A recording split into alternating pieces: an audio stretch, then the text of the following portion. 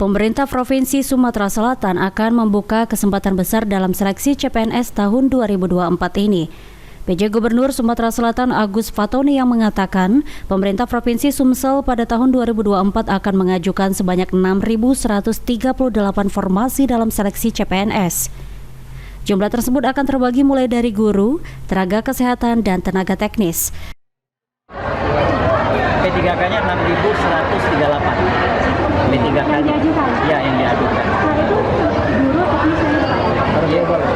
Ada guru, ada tenaga kesehatan, ada tenaga teknis. Yang disetujui berapa itu tergantung dari pemerintah. Tentu ini akan disesuaikan dengan formasi secara nasional dan juga akan melihat kemampuan keuangan daerah. Ada PNS juga, Pak? Kalau P3K berbeda lagi. Kalau PNS, oh iya, yang itu total PNS dan P3K, artinya pengajuan ASN kita 6.000. Agus Fatoni menambahkan, jumlah yang disetujui nanti tergantung kepada pemerintah pusat. Tentu ini akan disesuaikan dengan formasi secara nasional dan juga akan melihat dari kemampuan keuangan daerah. Ilham Wahyudi, PAL TV.